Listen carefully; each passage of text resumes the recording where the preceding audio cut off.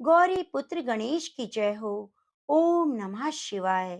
प्रेम से बोलिए लक्ष्मी नारायण भगवान की जय हो। प्रिय भक्तजनों, बुधवार के दिन अष्टमी होने से बुध अष्टमी कहा जाता है। बुध अष्टमी का व्रत करने से मनुष्य मृत्यु के बाद नरक नहीं जाता और उसके सभी पाप कर्म नष्ट हो जाते हैं।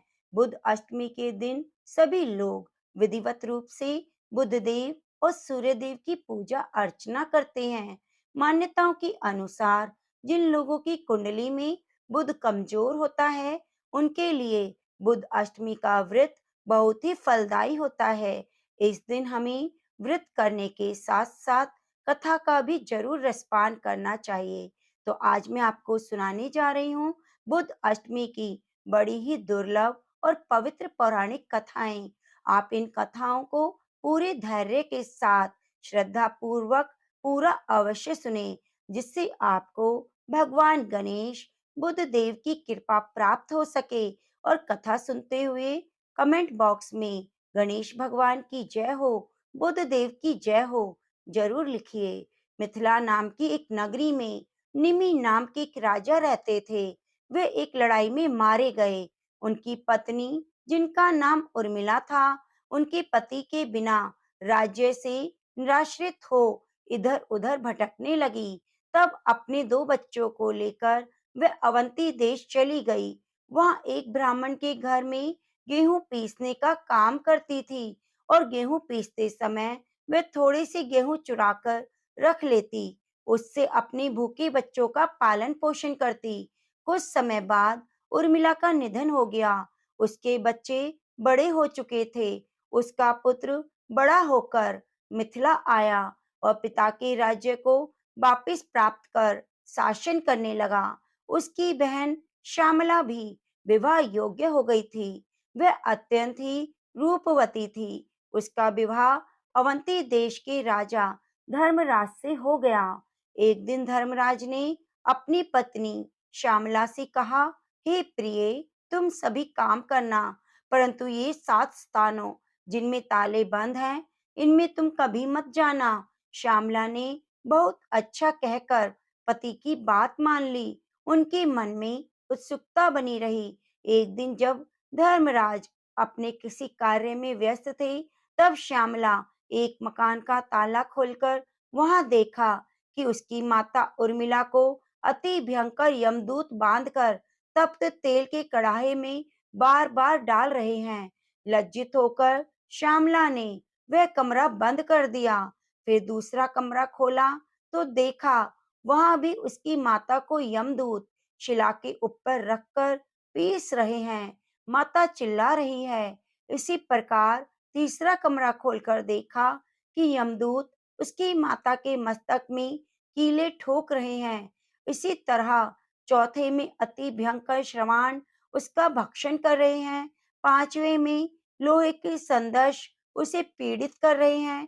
छठे में कोल्हू के बीच ईख के समान पेरी जा रही है। और सातवें को खोलकर देखा तो वहां उसकी माता को हजारों क्रीम भक्षण कर रहे हैं और वह रुधिर से लथपथ हो रही है। यह देखकर श्यामला ने विचार किया कि मेरी माता ने ऐसा कौन सा पाप किया जिससे वह इस दुर्गति को प्राप्त हुई। वह सोचकर उसने सारा वृतांत अपने पति धर्मराज को बतलाया। धर्मराज बोले, प्रिय, मैंने इसलिए कहा था ये 7 ताले कभी ना खोलना, नहीं तो तुम्हें पश्चाताप होगा। तुम्हारी माता ने संतान के स्नेह से ब्राह्मण के खेत से गेहूं चुराए थे। क्या तुम इस बात को नहीं जानती? जो तुम इस बात को मुझसे पूछ रही हो, यह सब उसी कर्म का फल है। ब्राह्मण का धन स्नेह से भी भक्षण करे तो भी 7 कुल अधोगति को प्राप्त होते हैं, और चुराकर खाए तो जब तक सूर्य चंद्रमा और तारे हैं तब तक नरक से उद्धार नहीं होता। जो गेहूं इन्होंने चुराए थे वे ही कृमि भक्षण बनकर इनका भक्षण कर रहे हैं। श्यामला ने कहा, महाराज, मेरी माता ने जो कुछ भी पहले किया वह सब मैं जानती हूँ। फिर भी आप कोई ऐसा उपाय बतलाएं जिससे मेरी माता का नरक से उद्धार हो जाए। इस पर धर्मराज ने कुछ समय विचार किया और कहने लगे, प्रिय, आज से 7 जन्म पूर्व ब्राह्मणी थी। उस समय तुमने अपनी सखियों के साथ जो बुद्ध अष्टमी का व्रत किया, यदि उसका फल तुम संकल्प पूर्वक अपनी माता को दो, तो इस संकट से उनकी मुक्ति हो जाएगी। ये सुनते ही श्यामला ने स्नान कर अपने व्रत का पुण्य फल संकल्प पूर्वक अपनी माता के लिए दान कर दिया। व्रत के प्रभाव से माता भी उसी क्षण दिव्य देह धारण कर विमान में बैठकर अपने पति सहित स्वर्गलोक को चली गई और बुध ग्रह के समीप हो गई। यह व्रत संतान को अपनी माता के लिए रखना चाहिए। इस व्रत को रखने से धन धान्य, पुत्र पौत्र, दीर्घ आयु और ऐश्वर्य मिलता है। तो प्रेम से बोलिए, बुध देव की जय हो, बैसाख मास की जय हो। भविष्य पुराण की एक कथा के अनुसार इल नाम के राजा रहा करते थे। एक बार हिरण का पीछा करते हुए वन में जा पहुंचे, जहाँ भगवान शिव और माँ पार्वती भ्रमण कर रहे थे। उसी समय शिव जी का आदेश था कि वन में पुरुष प्रवेश करते ही स्त्री में बदल जाएंगे। इसलिए जैसे ही राजा इल ने वन में प्रवेश किया, वे स्त्री बन गए। इल के उत्तम स्वरूप को देख बुद्धदेव उन पर मोहित हो गए और उनसे विवाह कर लिया। जिस दिन इल और बुध का विवाह हुआ, उस दिन अष्टमी तिथि थी। तभी से बुध अष्टमी का पर्व मनाया जाने लगा। प्रिय भक्तजनों, जो भी मनुष्य पूरे विधि विधान से बुध अष्टमी का व्रत करता है, उसके 7 जन्म के पाप नष्ट हो जाते हैं, धन धान्य, पुत्र ऐश्वर्य की प्राप्ति होती है और सभी सुखों को भोगने के बाद मनुष्य स्वर्ग को जाता है। अगर कुंडली में बुध दोष है, तो अपनी कुंडली में बुध दोष को दूर करना चाहते हैं, तो बुध अष्टमी के दिन छोटे छोटे उपाय करके इन दोषों से छुटकारा पाया जा सकता है। भगवान गणेश को मोदक का भोग जरूर लगाएं, क्योंकि भगवान गणेश को मोदक विशेष प्रिय है। अपनी कुंडली से बुध दोष के प्रभाव को दूर करने के लिए बुध अष्टमी के दिन अपने हाथ की सबसे छोटी उंगली में पन्ना रत्न धारण करें। पन्ना रत्न धारण करने से पहले किसी ज्योतिषी से सलाह जरूर करें। बुधवार के दिन गाय को हरी घास खिलाने से भगवान गणेश प्रसन्न होते हैं और बुध दोष दूर हो जाता है। कुंडली में बुध दोष को दूर करने के लिए बुध अष्टमी के दिन गणेश जी को सिंदूर अर्पित करें। बुध अष्टमी के दिन स्नान के बाद मंदिर में जाकर गणेश जी को दुर्वा चढ़ाएं। बुध अष्टमी के दिन बुध देव की पूजा करते समय हमें ये मंत्रों का उच्चारण जरूर करना चाहिए। ओम बुद्धाय नमः, ओम दुर्बुद्धि नाशनाय नमः, ओम सुबुद्धि प्रदाय नमः, ओम तारा जाताय नमः, ओम सौम्य ग्रहाय नमः, ओम सर्व सौख्याय प्रदाय नमः। प्रेम से बोलिए, गणेश भगवान की जय हो, बैसाख मास की जय हो, माधव भगवान की जय हो। एक गांव में एक बुढ़िया माई रहती थी। उनके घर में उनकी एक इकलौती बहू शांति भी रहती थी, जो बहुत चालाक थी। शांति का पति दूसरे गांव में काम करता था और कभी-कभी घर आता था। बुढ़िया माई गणेश भगवान की दिन रात पूजा किया करती। शांति अपनी सास को पसंद नहीं करती थी। एक दिन बुढ़िया माई गणेश जी की पूजा कर रही थी। तभी शांति ने कहा, माँ जी, आप सारा दिन बैठी बैठी पूजा करती रहती हैं, घर में कभी साफ सफाई का भी काम कर लीजिए करे। इतना बड़ा घर है, मैं कैसे सारे घर की सफाई अकेले करूं? बुढ़िया माई ने कहा, बहू, मेरी आंखों से कम दिखाई देता है, इससे मैं कोई काम नहीं कर पाती। उनकी बात सुनकर शांति को गुस्सा आ गया। वह वहां से चली गई। शांति को पता था कि उसकी सास ठीक से देख नहीं पाती, इसलिए वह अपने लिए पकवान बनाकर सास को सूखी रोटी देती थी। एक दिन बुढ़िया माई ने कहा, बहू, यह रोटी खाई नहीं जाती, इसके साथ थोड़ी सी दाल भी दे दो। तब शांति ने कहा, माँ जी, 2 महीने से आपके बेटे ने एक भी पैसा नहीं भेजा है। दाल भात कहाँ से लाऊं?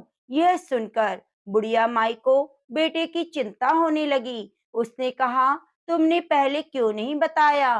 पता नहीं मेरा बेटा किस हाल में होगा, कहीं किसी परेशानी में ना हो। मैं तो कम देख पाती हूँ, तू दूसरे गांव जाकर देख। तब शांति ने बहाना बनाते हुए कहा, मैं आपको और घर को अकेला छोड़कर कैसे जा सकती हूँ?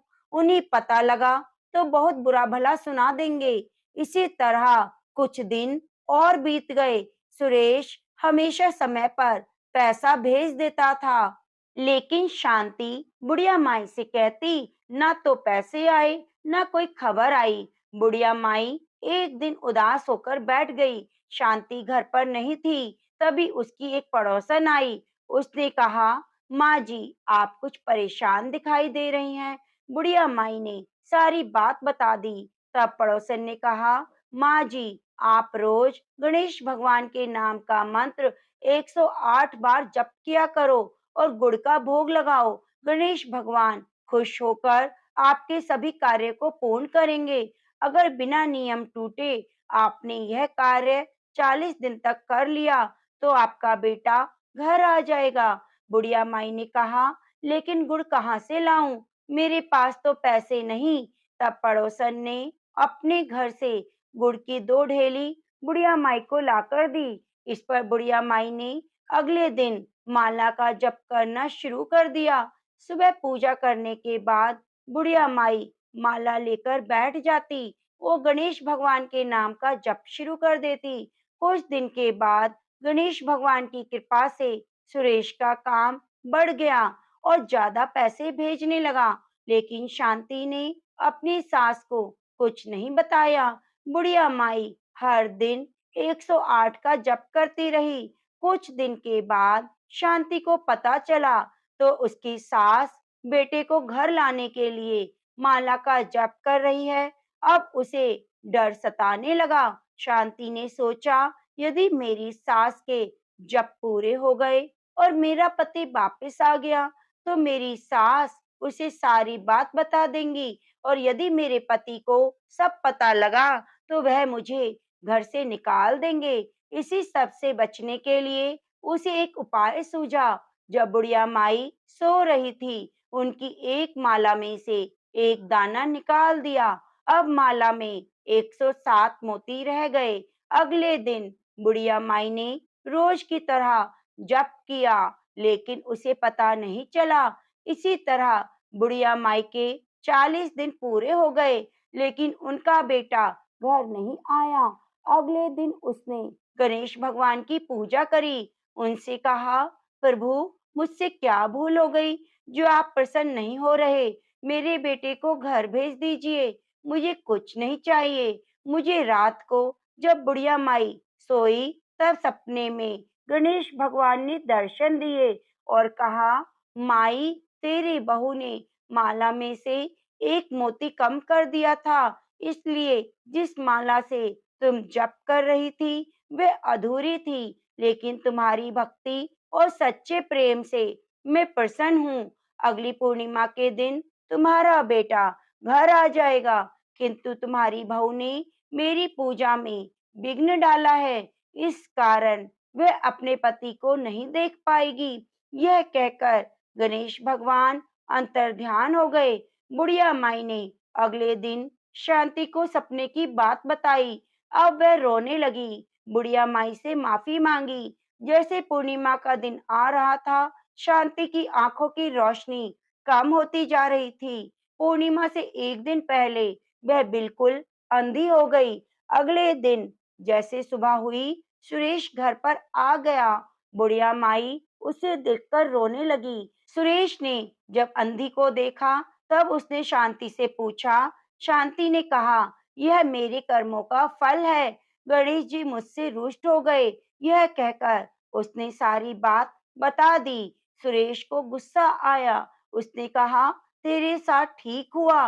मेरी माँ को कम दिखाई देता था, इसलिए तुमने उनके साथ धोखा किया। अब तुम घर से निकल जाओ। तब बुढ़िया माई ने कहा, बेटा, गणेश भगवान ने तो उसे दंड दे दिया। मैं जानती हूँ, यदि आंखों से दिखाई ना दे तो इंसान कितना लाचार हो जाता है। इसे यहीं रहने दो। शांति ने रोते रोते दोनों से माफी मांगी। तब बुढ़िया माई ने कहा, अब तुम गणेश जी के मंत्र का 40 दिन तक पाठ करो। गणेश भगवान प्रसन्न हो गए तो तुम्हारा सब कुछ ठीक कर देंगे। शांति रोज पूजा पाठ करने के बाद 108 मंत्रों का जप करना शुरू कर दिया।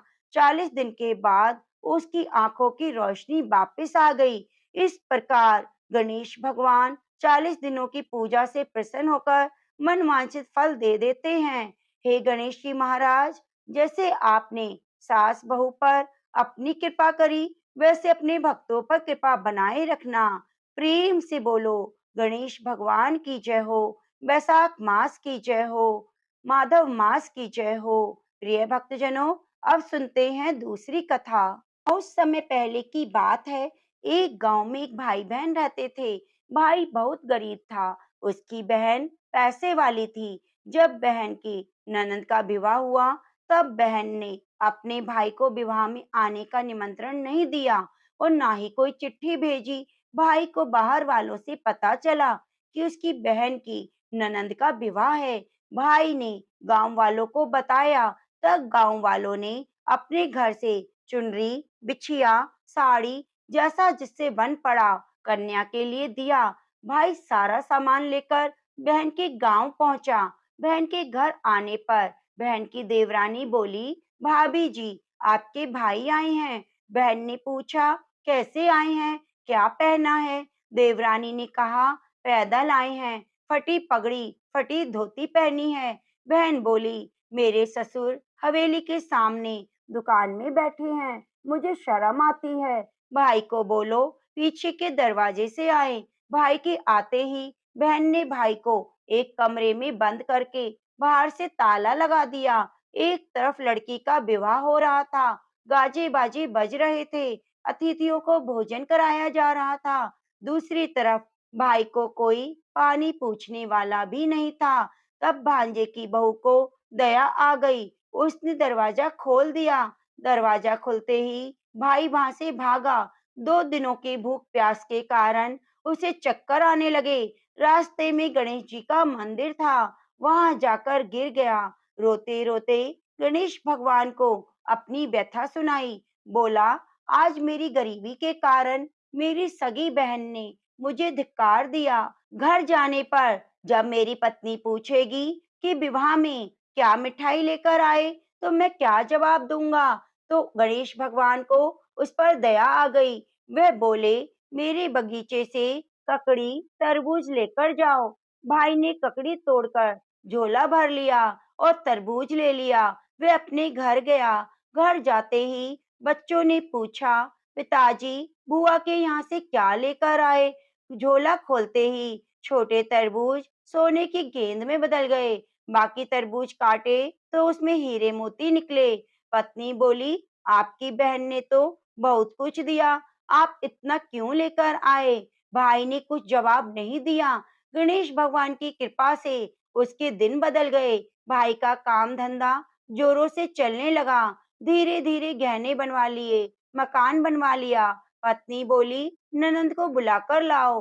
भाई नए कपड़े, जूते पहनकर रथ में बैठकर बहन को लेने गया। देवरानी बोली, भाभी जी, आपके भाई आए हैं। बहन ने पूछा, कैसे आए हैं, क्या पहना है? देवरानी बोली, रथ में बैठकर खूब ठाट बाट के साथ आए हैं। बहन बोली, मेरे भाई को बोलो हवेली के सामने से आए, मेरे ससुर देवर जेठ देखेंगे। भाई का बहन ने खूब स्वागत किया। भाई बोला, मैं तुम्हें लेने आया हूँ। बहन बोली, मुझे भी बहुत दिन हो गए, चलो मैं भी चलती हूँ। भाई बहन को लेकर अपने घर आया।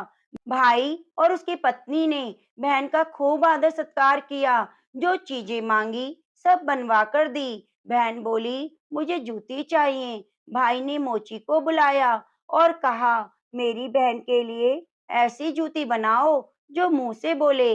भाई ने बहन को बहुत सारा धन देकर विदा किया, पर वह जूती अभी तक नहीं आई। बहन रवाना होने लगी तो मोची जूतियां लेकर आया।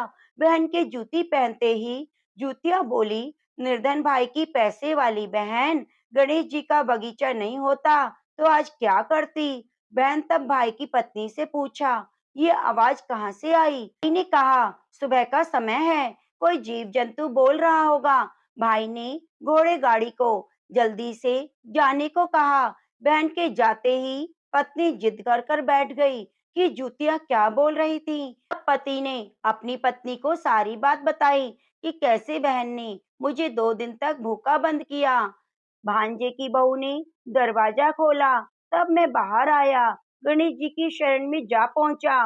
गणेश भगवान की कृपा से हमारे दिन बदल गए। तब पत्नी को उसने सारी बात बता दी। पत्नी बोली, अगर मुझे मालूम होता तो मैं आपकी बहन को कुछ ना देती, सब कुछ वापस लेकर आओ। तब पति बोला, सुहासिनी के आशीष से ही गणेश भगवान ने हमें सब दिया।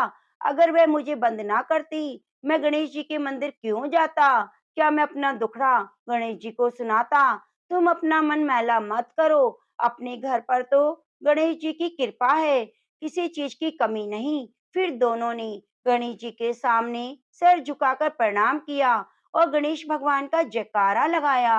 प्रेम से बोलो, गणेश भगवान की जय हो। हे गणेश जी महाराज, जैसी कृपा आपने गरीब भाई पर करी, से ही अपने सभी भक्तों पर कृपा बनाए रखना। कहानी अधूरी हो तो पूरी करना, पूरी हो तो मान रखना।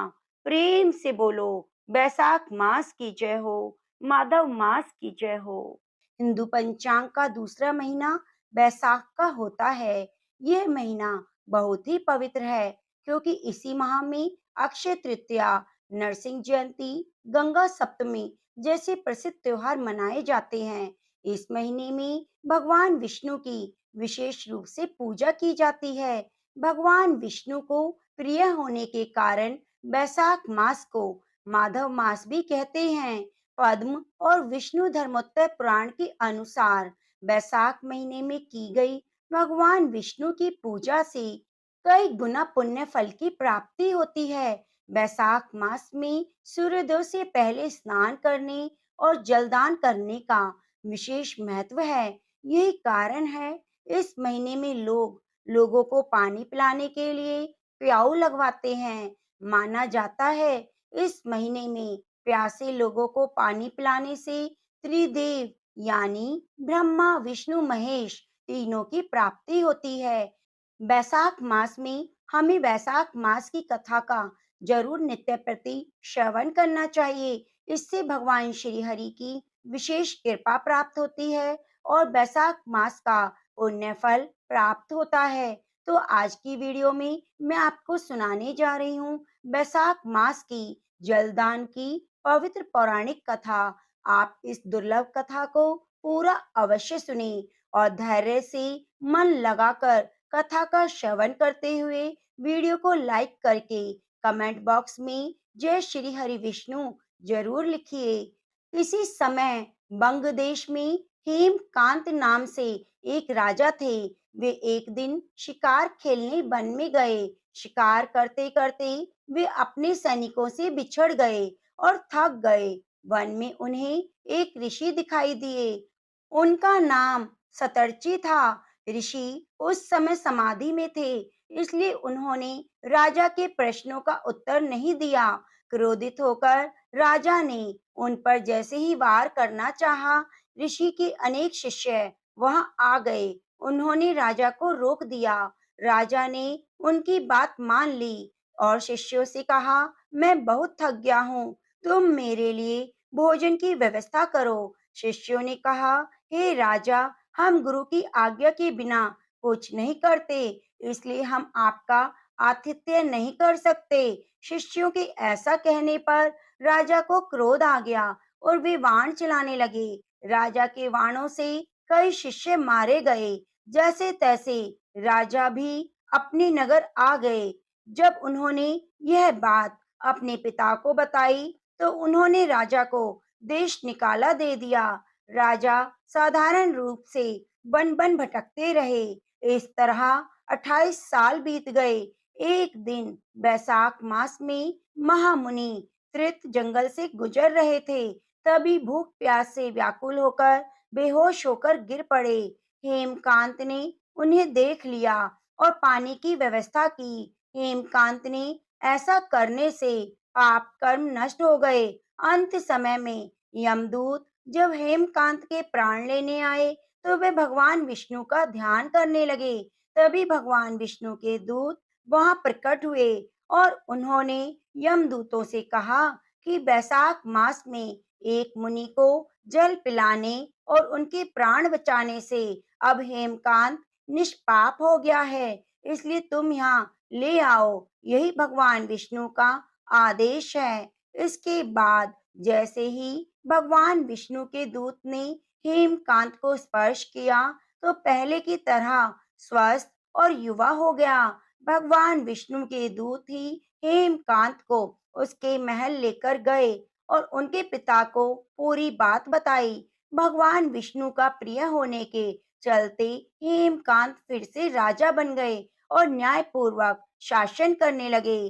तो प्रेम से बोलिए, जय श्री कृष्ण, राधे राधे। लक्ष्मी नारायण भगवान की जय हो। प्रिय भक्तजनों, बैसाख मास में भगवान श्री हरि की कथा कहानियां सुनने से हमें उनकी शीघ्र ही कृपा प्राप्त होती है। आप बैसाख मास की कथा कहानियां सुनने के लिए हमारे चैनल को सब्सक्राइब जरूर कीजिए और बगल में बनी घंटी को दबाना ना भूलें, जिससे कथा कहानियों की नोटिफिकेशन सबसे पहले आपको प्राप्त हो सके।